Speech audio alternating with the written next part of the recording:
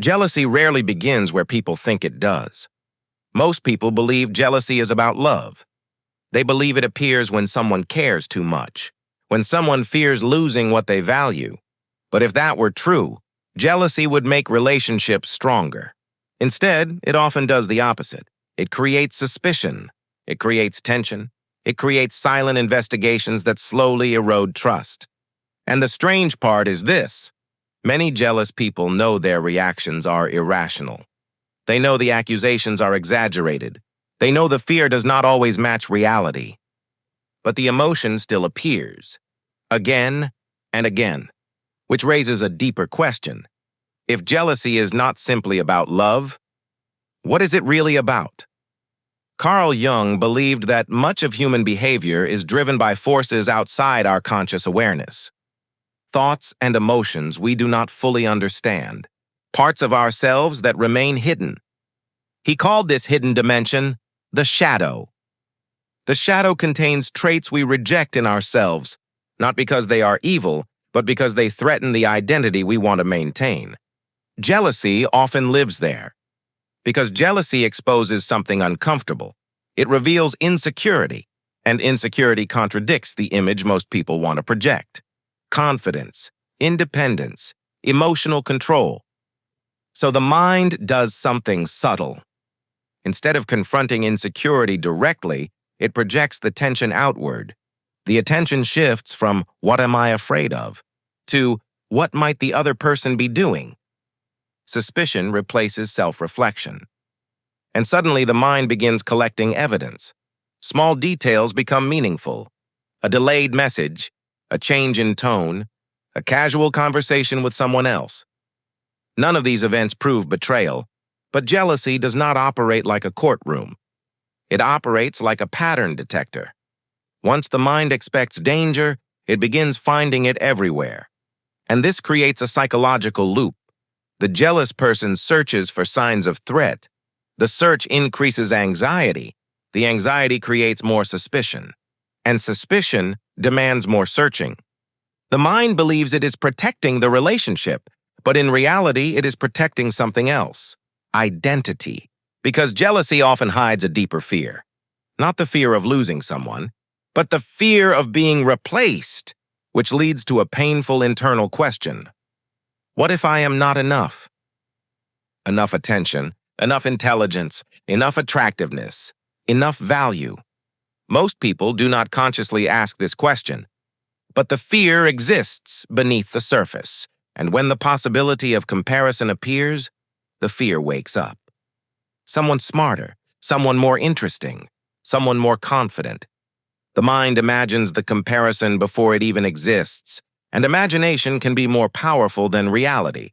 This is why jealousy often appears without evidence, because the real trigger is not the partner's behavior. The trigger is the possibility of evaluation. Jealousy is the mind reacting to a perceived ranking. It feels like emotional survival. If someone else is better, then the relationship feels unstable, and instability feels dangerous. So the mind attempts control. Questions become interrogations. Curiosity becomes monitoring. Protection becomes restriction. But control does not eliminate insecurity. It amplifies it, because every act of control sends a message to the unconscious mind. There must be danger, and the shadow grows stronger. Jung believed that when we reject a part of ourselves, it does not disappear. It becomes autonomous. It begins influencing behavior indirectly. Jealousy often works this way. The more someone tries to suppress insecurity, the more power it gains beneath awareness. And then it appears through reactions, sharp comments, sudden accusations, cold silence. The person experiencing jealousy may believe they are reacting to the present moment, but often they are reacting to something much older. Old comparisons, old rejections, old moments where they felt inadequate. These experiences do not disappear with time. They become psychological reference points. And when a new situation resembles the old pain, the reaction returns, even if the current relationship is different. This is why jealousy can feel overwhelming. It is rarely about a single moment. It is the accumulation of many small doubts, many quiet insecurities, many silent comparisons. And because these fears remain unspoken, they become distorted. The mind fills the gaps with imagination.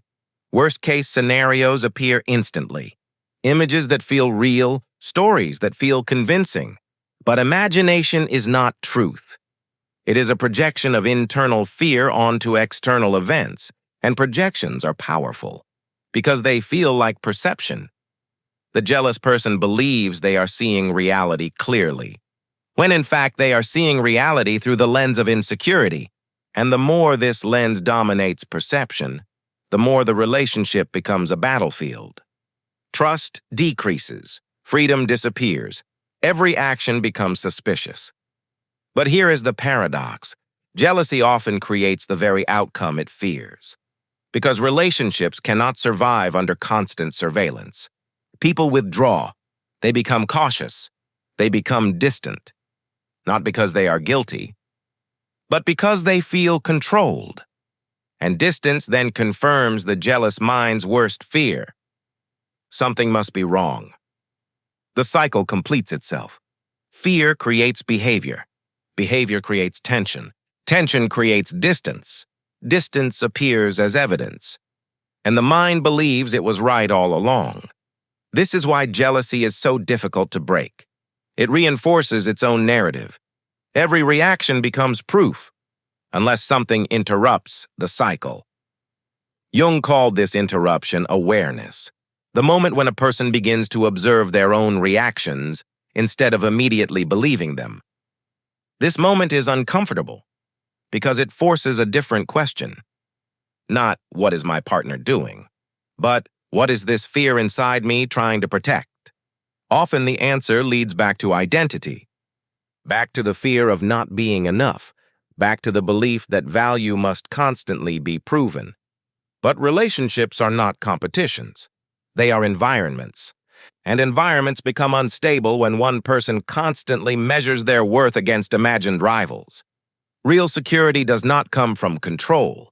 It comes from integration, from recognizing the insecurity instead of denying it, from accepting that comparison exists, but it does not define value.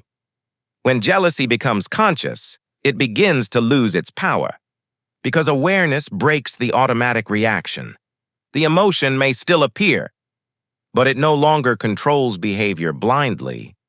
Instead of accusation, there is reflection. Instead of surveillance, there is conversation. Instead of projection, there is honesty. And honesty changes the dynamic. Not because fear disappears overnight, but because fear becomes visible. And visible fears can be understood. Jealousy is not simply the fear of losing someone. It is the fear of losing the version of yourself that feels secure. But when you stop fighting that fear and start understanding it, something shifts. The emotion stops being a weapon. It becomes information, a signal pointing towards something unresolved inside. And once that signal is heard, jealousy begins to transform, not into indifference, but into awareness. Because the opposite of jealousy is not apathy, it is clarity. Clarity about your own value, clarity about your fears, and clarity about the difference between imagination and reality. Only then does the mind stop searching for threats everywhere and start seeing the relationship for what it actually is, not a competition, but a connection.